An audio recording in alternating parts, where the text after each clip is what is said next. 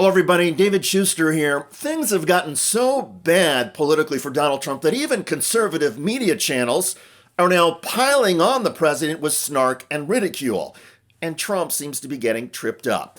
The latest example came in the White House Oval Office. Trump boasted about his successes in obliterating Iran's military, prompting Peter Doocy of Fox News to ask this. If Iran, as you said, totally obliterated, got the missiles, got the first 2 rounds of leadership, Air Force gone, Navy gone, can we wrap this war up this week? Yeah, sure. Okay. Will we? I don't think so, but it'll be soon. Won't be long. And we're going to have a much safer world when it's wrapped up. It'll be wrapped up soon. We're going to have a much safer world. But the question was, can it be wrapped up this week? For Fox News, even in the serious manner of Peter Doocy, to throw Trump's boasts back at him, well, that is remarkable. Trump seemed to miss Doocy's point about the contradictory accounts of the war coming from the Trump White House. The president could have said, well, there are still some mop-up missions or cleanup strikes that we need to do, or there are some military actions we can still take to help the Iranian people. Instead, Trump focused on the war ending soon. But even that has been contradicted by Trump aides and officials at the Pentagon saying the war could last months. Over on Fox Business News, anchor Stuart Varney focused on the potential deployment of U.S. ground troops with Tammy Bruce, Trump's deputy representative to the United Nations. Are we going to send in the special forces or the 2,500 Marines that we have in the area to go in and grab the 460 kilos of enriched uranium, which the Iranians say they have? Well, of course, I'm not going to get ahead of the president. Answer the question. But here's what I'll remind you and the American people. The president has every single tool in his toolbox. That was not a no, as a rattled Stuart Varney noted.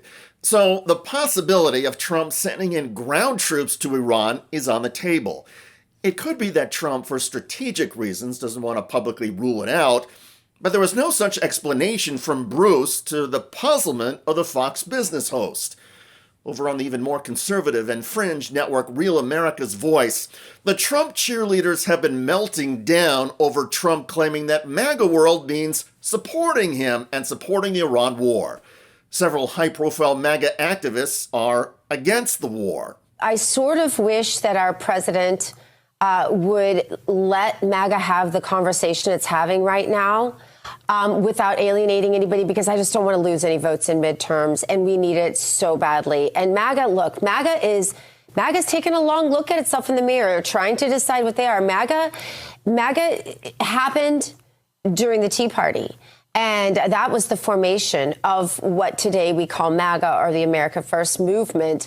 And it's just, it's looking in the mirror, it's redefining itself. And my personal opinion is that Donald Trump is such a great president. He should keep being president and just let everyone have this conversation. But to amplify it, I fear, David, what implications this could have on the midterms. Even in criticizing Donald Trump for tamping down MAGA enthusiasm, some Trump cheerleaders still have to publicly proclaim their Trump love. It is weird. Anyway, back to the Trump effect on the midterms. The latest polling shows that Republicans will lose the House by 40 seats and could also lose the U.S. Senate. And back to Fox News, even the gang at the Five says a wipeout of the GOP should not come as a surprise. The acknowledgement was teed up by a somber and sad-sounding Greg Gutfeld. I don't want to be surprised or blindsided in November. Should we be honest now and say, are we in danger? Yeah, we are. If you look at historical trends, absolutely. The party that's governing wins choices. It tends to be a referendum on that party, and they lose seats. So absolutely, it's an uphill battle, and we have to be frank about that. And by the way, most of the midterm election polling showing Trump and the GOP in big trouble came a few weeks ago before the Iran war started. Polling on the Iran war has been abysmal for Trump. And as the impact of the war, including soaring gas prices and higher food costs, take hold, the Trump and GOP polling numbers will only get worse. To be clear, a lot can change between now and November. Perhaps the Iranian regime will be overthrown, the oppressed people will take over, and the Persian Gulf will be opened up again for oil ships. But right now, None of that is happening. And Trump's defiance and bold proclamations about success in Iran are causing friction with conservative media. These are right-wing institutions that normally march in lockstep with Donald Trump and echo his talking points. But even right-wing media figures cannot avoid the glaring hypocrisy and contradictions in Donald Trump. And so, Trump is getting snark and criticism. And it's getting louder. Did you know that the big wireless carriers like Verizon and AT&T made over $18 billion in profit last year? How? By overcharging you for unlimited data, most of which you probably aren't even using. But what if you could get paid to use your phone less and only pay for the data you do use? Well, with Noble Mobile, you can. For just $50 a month on their No Bull plan, you get unlimited data, and whatever data you don't use, you get cash back right in your pocket. People who switch to Noble can save an average of $500 to $1,000 a year. It's a no-brainer.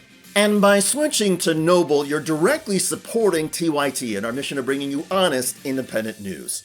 So give Noble a try and make the switch today. Scan the QR code on the screen now or visit go.tyt.com/plan. That's go.tyt.com/plan.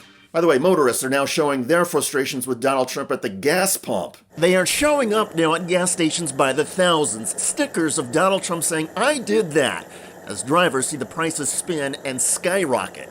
This weekend, sticker shock at the pump for millions of Americans as the average for a gallon of regular gasoline ticks up 71 cents since the start of the war with Iran. I don't understand. What happened to gas prices? 2 weeks ago, gas was $2, and today gas is $4? You guys. Oh, I don't like it. Not at all. Check out that video at the link below. I'm David Shuster. Thanks for joining us.